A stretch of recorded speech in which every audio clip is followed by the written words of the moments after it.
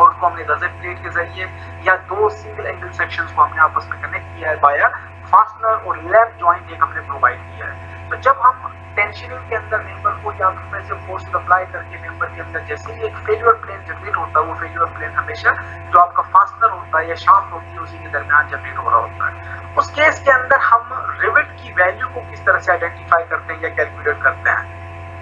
So in this case basically two plates जो है वो दो प्लेट आपस में मूव कर रही होती हैं और रिवेट्स जो है वो are subjected to single shear failure plane जिसको हमने रिप्रेजेंट कराया था सिंगल shear को 1s से। So most commonly angle thickness is lesser than the gusset plate thickness जो कि हमने डिस्कस करा है हमारी लास्ट क्लासेस लास्ट जो स्लाइड्स के अंदर।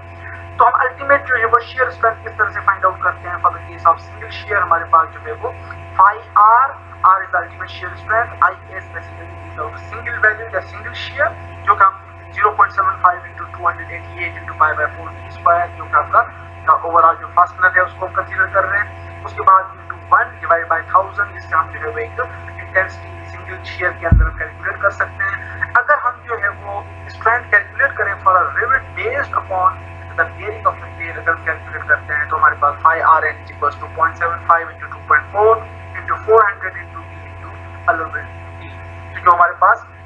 Overall thickness of the angle section है उसको हम कंसीडर करते हैं फॉर A36 स्टील। तो हमारे पास जो है वो हमारे एक रिवेट की वैल्यू आ जाती है इन the case of shear strength and in the case of bearing strength also. तो ये हमारे पास जो है वो डिफरेंट कंडीशंस थी। हम सिंगल shear के अंदर किस तरह से रिवेट वैल्यू को कंसीडर करते हैं by considering the case of lap. अब सिंगल shear के बाद हमारे पास जो है वो डबल shear आ जाता है जो कि हमने डिस्कस किया था कि डबल shear हमेशा हमारा एक बट जॉइंट के अंदर जब एक डायरेक्शन के अंदर आपकी एक प्लेट है और दो दूसरी डायरेक्शन के अंदर आप दो प्लेट्स को उसके साथ कनेक्ट कर रहे हो या कंबाइन कर रहे हो बाय यूजिंग अ फास्टनर, उस केस के अंदर हमारे पास जो है वो two shear failure plane generate हो रहे थे। जहाँ कि अगर आप इस पिक्चर के अंदर देखें दोनों प्लेट्स जो है वो एक डायरेक्शन वाला जो फोर्स है वो डिस्पर्स हो रहा है दो फोर्सेस के अंदर और इस वजह से दो फेल्यूर प्लेन जनरेट होने के चांसेस हैं। तो यहाँ पे हमारे पास जो है वो डबल एंगल सेक्शन प्रोवाइड कर रहे हैं with the gusset plate subjected to a double shear for bearing the total load is either resisted by the thickness of gusset plate or 2 times the angle thickness जिसको हम ये से represent करा रहे हैं। Usually TG is the lesser than 2a जो gross area है वो हमारा 2 times एंगल थिकनेस से जो है एंगल थिकनेस से कम होता है। तो using A502 grade 2 rivets the rivet value can be evaluated as the following conditions। हम रिवेट वैल्यू किस तरह से कैलकुलेट करते हैं फॉर टू एंगल्स हमारे पास जो है वो 0.75228 into pi by 4 d square into 2 और हमारे पास जो सेकंड कंडीशंस हैं अगर हम कंसीडर करते हैं तो phi rn is equals to ये डबल shear के अंदर था और यहाँ पे हमारे पास नॉर्मल है 0.75 into 2.4 into 400 into d into cross जो है वो हमारे पास टोटल थिकनेस आ जाती है मेंबर की। तो ये हमारे पास जो है वो कंडीशन थी कि हाफ बट जॉइंट के अंदर जो फेल्यूर प्लेन है वो दो किस्म के फेल्यूर प्लेन या दो shear प्लेन्स जनरेट हो रहे थे फेल्यूर प्लेन जिसकी वजह से हम इसको डबल shear कंसीडर कर रहे थे और जो डबल एंगल shear है या डबल shear जो है उसको हम 2s से रिप्रेजेंट कराते थे। तो ये हमारे पास जो है कंडीशंस आ गई। Now we have required clearances. अब रिक्वायर्ड क्लियरेंसेस जैसे हमने रिइंफोर्स्ड कंक्रीट स्ट्रक्चर्स के अंदर हमेशा हम डिस्कस करते हैं कि हमारे पास जो है वो क्लियर कवर कितना होना चाहिए। This is like a clear cover कि अब क्लियरेंसेस जो है वो फ्रॉम द एज डिस्टेंस कितना होना चाहिए जहाँ पे आप बोर्ड सिस्टम प्रोवाइड कर रहे हो या रिवेट सिस्टम प्रोवाइड कर रहे हो तो वहां से लेके एज तक का डिस्टेंस कितना होना चाहिए। सो हम पहले फर्स्ट कंडीशन जो है वो कौन सी डिस्कस करते हैं रिक्वायर्ड क्लियरेंसेस के अंदर हमारे पास है minimum edge distance. The minimum distance from the centre of rivet के सेंटर से लेके आप जो एज होती है उस तक का जो मिनिमम डिस्टेंस है वो आपका कहलाता है मिनिमम एज डिस्टेंस और minimum required clearance for the edge distance. उस केस के अंदर जो हमारे पास मिनिमम वैल्यू है should not be less than 1.5 times जो आपकी इफेक्टिव डेप्थ आती है मेंबर की उसको जो है वो हम 1.5 टाइम्स जो है वो क्लियर डिस्टेंस प्रोवाइड करते हैं हमारे मिनिमम एज डिस्टेंस को। If this distance is not maintained detail formulas are to be satisfied. अगर ये मेंटेन नहीं होता हमने जो है वो कैलकुलेशंस को रिवाइज करना है अदर कंडीशंस को चेक करना होता है। This should be kept equal to 2.5 times d plus 2 millimeter to obtain the bearing strength equals to 2.4 into fu। तो अगर हमारे पास जो है फॉर्मूलाज या कंडीशन सेटिस्फाई नहीं करती तो हमारी जो बेयरिंग स्ट्रेंथ है उस केस के अंदर हमारा सेक्शन जो है वो फेल हो जाता है। इस कंडीशंस को जो है वो हमने कंसीडर करना होता है। So the distance from the centre of standard hole to an edge of a connected part any direction is given below in the table. Details जो है वो हमें टेबल के अंदर given है and is not permitted to be the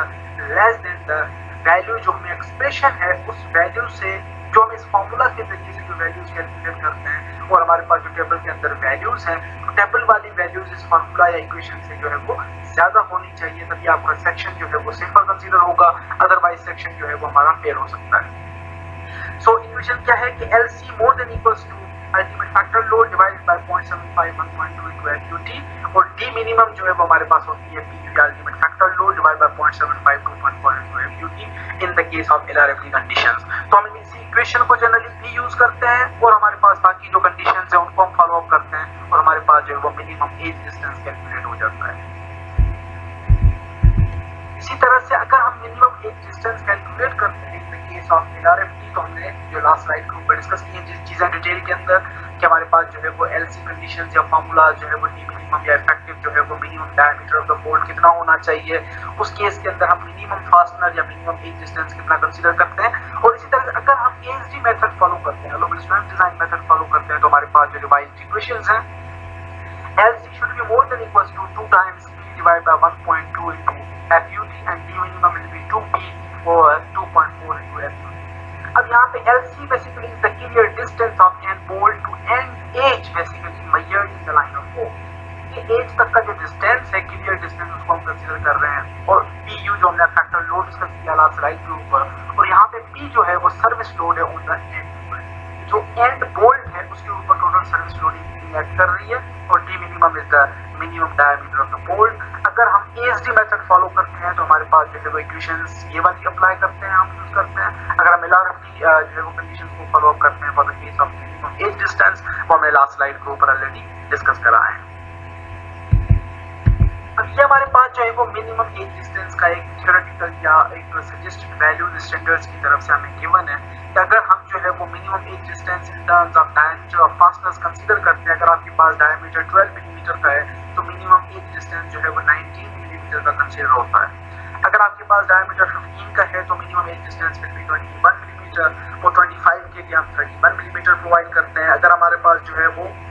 जो diameter of the fastener है अगर 32 मिलीमीटर है तो हम जो है वो मिनिमम एज डिस्टेंस 41 मिलीमीटर भी प्रोवाइड करते हैं। तो ये हमारे पास स्टैंडर्ड कोर्स की तरफ से जो वैल्यूज है सजेस्टेड है कि ये वैल्यूज हम यहाँ से ऑब्टेन भी कर सकते हैं और वहाँ जो हमने इक्वेशंस दी उन इक्वेशन से भी हम कैलकुलेट कर सकते हैं। तो ये टेबुलर वैल्यूज जो है वो इक्वेशन की वैल्यूज से कम नहीं होनी चाहिए, कम से कम जो है वो हमने इनको सेफर साइड के ऊपर प्रोवाइड करना होता है। अगर आपका जो डायमीटर है वो 35 मिलीमीटर से एक्सीड कर जाता है उस केस के अंदर आप 1.2 टाइम्स द डायमीटर से आप मिनिमम एज डिस्टेंस भी कैलकुलेट कर सकते हैं। समटाइम्स हम क्या करते हैं कि हम ओवरसाइज या स्लॉटेड होल्स प्रोवाइड करते हैं। ओवरसाइज यानी कि थोड़ा सा हमने होल्स को बढ़ा दिया, वो हम अपनी तरफ से करते हैं प्रोवाइड इंडस्ट्री के अंदर, क्योंकि हमारा जो पर्पस होता है to eliminate the bearing stresses, कि जो मेनली बियरिंग स्ट्रेसेस हैं उनको हम कम कर सकें, रिड्यूस कर सकें, ताकि जो फेल्यूर है वो फेल्यूर एक ही प्लेन के अंदर जनरेट ना हो। इस पर्पस की वजह से ओवरसाइज या स्लॉटेड होल्स प्रोवाइड होते हैं। अब अगर ओवरसाइज या स्लॉटेड होल्स प्रोवाइड होते हैं तो वहां पे जो है वो AISC स्पेसिफिकेशंस के तहत हम करेक्शंस प्रोवाइड करते हैं। तो when the deformation at the bolt hole due to service load is a design consideration, the expressions are modified as under, कि हम जो रिवाइज्ड इक्वेशंस हैं जिनके अंदर हमने जो है वो स्लॉटेड या ओवरसाइज होल्स को कंसीडर किया, तो हमारे पास जो करेक्टेड इक्वेशंस हैं वो LC more than equals to PU over 0.75 1.5 into FUT and D minimum is equals to PU over 0.75 into FUT। ये हम LRFD कंडीशंस के अंदर यूज करते हैं और इसी तरह से जो है वो हमारे पास ASD इक्वेशंस भी रिवाइज हो जाती हैं। LC more than equals to 2P over 1.5 times FU into D and then D minimum is 2P over 3 into FUT। तो ये हमारे पास जो है वो अलोवेबल स्ट्रेंथ डिजाइन मेथड के अंदर हम यूज करते हैं। अब वो इक्वेशन जो है वो हम LRFD के अंदर यूज करते हैं जब हमारे पास ओवरसाइज या स्लॉटेड होल्स प्रोवाइड करते हैं इंडस्ट्री के अंदर। अब जो हमने कंडीशंस डिस्कस की वो थी कि हमारे पास मिनिमम एज डिस्टेंस कितना होना चाहिए, कि जब हम सेंटर ऑफ द जो हमारा फास्टनर है सेंटर ऑफ द फास्टनर से लेके या centre of the hole for fastener से लेके एज ऑफ द प्लेन तक का जो डिस्टेंस है वो मिनिमम एज डिस्टेंस कहलाता है। अगर हम मिनिमम स्पेसिंग्स की बात करते हैं बिटवीन द फास्टनर्स की, दो नट्स या दो जो है वो रिवेट्स या फास्टनर्स के दरमियान कितना डिस्टेंस होना चाहिए in both directions, in transverse and in longitudinal direction, कितना होना चाहिए, जिनको हम पिच एंड गेज भी कंसिडर करते हैं। So the minimum longitudinal and transverse spacing of fasteners, longitudinal distance जो है वो डिस्टेंस या लॉन्गिट्यूडनल जो है वो स्पेसिंग हमारे पास पिच कहलाती है, और जो ट्रांसवर्स डायरेक्शन के अंदर जो स्पेसिंग है उसको हम गेज कंसिडर करते हैं। Shall preferably be not less than 3 times, और जो कोड मिनिमम प्रोवाइड करता है वो 2.67 टाइम्स डी है। So this is to avoid stress concentrations, कि अगर आपकी बोल्ट बहुत ही ज्यादा क्लोजर आप लगा देते हैं तो लोड की जो डिस्ट्रीब्यूशन है, इवन जो होल्स के दरमियान स्पेसिंग क्लोजर है, तो वहां पे एक जो ज्यादा होल्स होने की वजह से टेंसाइल के अंदर जो है वो हमारा इफेक्टिव नेट एरिया जो है वो रिड्यूस हो जाता है। इसकी वजह से जो स्ट्रेस कंसंट्रेशन है वो बहुत ज्यादा हो जाती है। To make drilling of holes easier and tightening of holes easier, हम थोड़ा सा जो है एक प्रॉपर डिस्टेंस प्रोवाइड करते हैं, जिससे हम ड्रिलिंग भी आसानी से कर सकते हैं, नेट बोल्ट सिस्टम को आसानी से फिक्स भी कर सकते हैं, और स्ट्रेस कंसंट्रेशन जो है वो भी डिस्पर्स हो जाती है। So for spacing lesser than 3 times diameter, अगर आपकी स्पेसिंग जो है वो 3 टाइम्स डायमीटर से कम है, तो उस केस के अंदर हम जो है वो टेंसाइल लोडिंग या टेंशन मेंबर्स के अंदर, जिस तरह से हमने जो है वो effective net area, gross net area के लिए जो हमने चेक्स अप्लाई किए थे, उन चेक्स को हमने रिवाइज करना होता है, उनको हम रीचेक करते हैं। Further to improve bearing strength of bolts, it's better to slightly increase this spacing,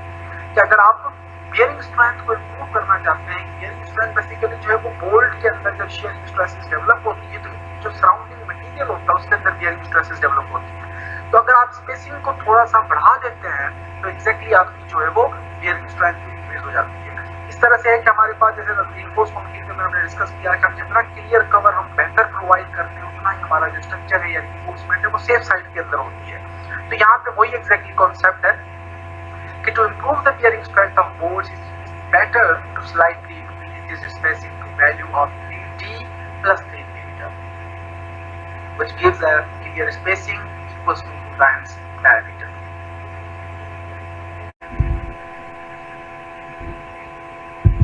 Now for required clearances, if we are as we discussed कि हम minimum एज डिस्टेंस कितना प्रोवाइड करते हैं, और मिनिमम जो है वो हमारा स्पेसिंग जो है वो फास्टर्स के दरमियान कितनी थी। अब हम आते हैं मैक्सिमम डिस्टेंस के ऊपर कि मैक्सिमम एज डिस्टेंस कितना होना चाहिए और स्पेसिंग कितनी होनी चाहिए। So the maximum distance from the center of fastener to the nearest edge of the blade shall be lesser of following, कि lesser को say 12 times d and 150 millimeter,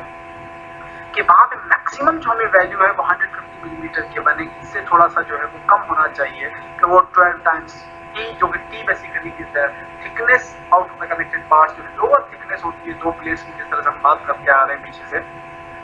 कि जब आप कोई भी जॉइंट प्रोवाइड करते हो, अगर आपके दोनों मेंबर्स की थिकनेसेस अलग है, तो हम लोअर थिकनेस जो है उसको हम कंसीडर करते हैं। तो यहाँ पे 12 टाइम्स टी से भी आप कैलकुलेट कर सकते हैं, और 150 मिलीमीटर जो है वो आपके पास मैक्सिमम एज डिस्टेंस जो है वो गिवन है, उससे आपकी जो वैल्यू है डिजाइन वैल्यू वो कम होनी चाहिए। The pitch of fastener is kept lesser and then the following maximum value to prevent the corrosion of loose plates from inside of the overlap। जो आपका सेक्शन होता है, इसके अंदर आप जब पिच डिस्टेंस की बात करते हैं in the term of longitudinal distance, की दो फास्टनर्स हैं, फास्टनर्स के सेंटर टू सेंटर डिस्टेंस जो है वो पिच कहलाता है। तो पिच का जो डिस्टेंस है वो हमने कम रखना होता है इन द केस के हमारा वहां पे corrosion अपीयर ना हो। उसके लिए हमारे पास दो कंडीशन है कि अगर वहां पे in the case members not subject to corrosion, की वहां पे corrosion के कोई चांसेस नहीं है, तो मैक्सिमम लॉन्गिट्यूडनल स्पेसिंग या मैक्सिमम पिच जो है वो आपका 24 times thickness of the plate आप प्रोवाइड कर सकते हैं, या 305 मिलीमीटर आप प्रोवाइड कर सकते हैं। तो यहाँ पे दोनों वैल्यूज में से जो लोअर वैल्यू आती है उसको हम चूज करते हैं। इन the case of pitch of the fasteners, जब आपके पास corrosion के कोई भी चांसेस नहीं होते उस केस के अंदर, इसके अंदर जो है वो हमारे पास पिच डिस्टेंस या मैक्सिमम स्पेसिंग कितनी होनी चाहिए इन द केस ऑफ फास्टनर्स। अगर आपका मेंबर जो है वो एक ऐसे रीजन के अंदर है जहाँ पे ह्यूमिड एटमॉस्फेयर है या एटमॉस्फेरिक कंडीशंस जो है वो हमारे corrosion को अपीयर करवा सकती हैं, तो उस केस के अंदर जो है वो मैक्सिमम लॉन्गिट्यूडनल स्पेसिंग या maximum pitch of the fasteners जो है वो लोअर वैल्यू होनी चाहिए। इन दोनों कंडीशन में से हम 14 times the thickness of inner plate भी चूज करते हैं, और सेकंड जो है वो हमारे पास 180 मिलीमीटर है। तो उस केस के अंदर जो है वो आपके फास्टनर्स के दरमियान स्पेसिंग कम हो जाती है, जिसकी वजह से ये क्लोज होते हैं, तो वहाँ पे सेंट्रल रीजन के अंदर आपके corrosion के चांसेस बहुत कम हो जाते हैं, जिसकी वजह से हमारा जो स्ट्रक्चर है वो सेफ साइड के ऊपर रहता है। तो ये हमारे पास जो है वो मैक्सिमम डिस्टेंसेस थी, एक डिस्टेंस मैक्सिमम कितना होना चाहिए, spacing maximum between the fasteners और बिटवीन द बोल्ट्स कितनी होनी चाहिए, मिनिमम डिस्टेंसेस हम ऑलरेडी डिस्कस कराए हैं और इन्हीं की बेस के ऊपर जो है वो हमारे डिजाइन पर जो एग्जांपल्स हैं वो मूव कर रहे होते हैं। अब यहाँ पे हमारे पास सबसे एक इम्पॉर्टेंट चीज आ जाती है कि कनेक्शन की कम से कम स्ट्रेंथ कितनी होनी चाहिए। जब हम टेंसाइल मेंबर्स के अंदर कनेक्शंस प्रोवाइड करते हैं या कंप्रेसिव मेंबर्स के अंदर जो है वो हम स्ट्रेंथ प्रोवाइड करते हैं या कनेक्शंस प्रोवाइड करते हैं, तो दोनों कंडीशंस के अंदर हमारे जो कनेक्शंस हैं उनकी मिनिमम स्ट्रेंथ कम से कम कितनी होनी चाहिए ताकि जो stresses member to member transfer हो रही है वो इजीली ट्रांसफर हो जाए। So theoretically क्या होता है कि the connection must be designed to some minimum strength specified in terms of percentage of the factored strength, कि overall जो member की strength है, factored strength है, उसका somehow कुछ percentage होना चाहिए such as 50%, 75 और 100% of जो आपके कंपैरेटिव स्ट्रेसेस थे, जैसे हमने कंप्रेशन मेंबर के अंदर बात की, या टेंसाइल स्ट्रेसेस है जो हम टेंशन मेंबर के अंदर कंसीडर करते हैं, तो इन दोनों की कोई ना कोई एक वैल्यू होनी चाहिए कि जो आपकी मैक्सिमम कंपैरेटिव स्ट्रेसेस है या मैक्सिमम टेंसाइल स्ट्रेसेस है उसका हम कितना परसेंटेज कंसीडर करते हैं कि मिनिमम स्ट्रेंथ हमारे कनेक्शन की होनी चाहिए। तो जो कोड सजेस्ट करते हैं कि minimum of 50% is recommended by AISC कि जो आपका कनेक्शन है, अगर आप टेंशन के अंदर प्रोवाइड कर रहे हो या कंप्रेशन के अंदर प्रोवाइड कर रहे हो, तो कनेक्शन की जो स्ट्रेंथ है वो 50% ऑफ द स्ट्रेंथ होनी चाहिए जो कि आपकी ओरिजिनल टेंशन या कंप्रेशन मेंबर की स्ट्रेंथ है। Where the difference from the actual force is not large, actual जो फोर्स है उसके दरमियान जो है वो लार्जर डिस्टेंस या डिफरेंस नहीं होना चाहिए, लेकिन जो है आप टू 50% तक आप कंसीडर कर सकते हैं। Now we have a diameter of fastener, कि मिनिमम डायमीटर कितना होना चाहिए जो हमारे बोल्ट्स हैं या फास्टनर्स हैं उनका। So the minimum diameter of rivets and bolts for trusses and other building frames or structures is 15 millimeter, कि कम से कम हमने 15 मिलीमीटर का जो है वो रिवेट या बोल्ट यूज करना ही करना है, मिनिमम आपका ये सजेस्टेड है। So the usual sizes for the bolts and rivets used for the specified purposes, हमें कुछ कोड्स की तरफ से सजेस्टेड है कि अगर आप बिल्डिंग्स यूज कर रहे हो तो उस केस के अंदर आप 15 मिलीमीटर का डायमीटर यूज कर सकते हैं, रिवेट्स और बोल्ट्स के लिए 18 का और 20 मिलीमीटर का भी। अगर आप ब्रिजेस की बात करते हैं तो वहाँ पे जो है वो आपके minimum diameter for rivets and bolts जो है वो 22 मिलीमीटर से लेकर 28 मिलीमीटर तक आप यूज कर सकते हैं। In warehouses and towers जहाँ पे आपके पास लेटरल फोर्सेस के बहुत ज्यादा चांसेस होते हैं, उस केस के अंदर जो है वो हमारे minimum diameter for rivets and bolts जो है वो 30 millimetre, 32 millimetre and up to 35 millimetre भी हम यूज करते हैं। So what's the preferable diameter? Preferable diameter of the fastener is usually taken by the following expression, कि हमारे पास क्या है कि overall D या diameter of the rivets and bolts is equal to 6 times thickness, जिस 6 times under root D। अब इसको हम राउंड अबाउट कर लेते हैं, फॉर एग्जाम्पल हमारे पास वैल्यू आई 5.4, तो हमने जो राउंड अबाउट करके इसको 6 कर दिया वैल्यू को। सो D जो है वो जो आपकी पार्ट्स हैं, जो आपके मेंबर्स हैं, थिनर और थिकर प्लेट्स हैं जिनको आपस में आप कंबाइन कर रहे हो, तो जो थिकर प्लेट है उसका जो है वो डी हम कंसीडर करते हैं, जिससे हमें एक आइडिया मिल जाता है वैल्यू का। जो वैल्यू आती है उसके क्लोजर जो वैल्यू है उसको हम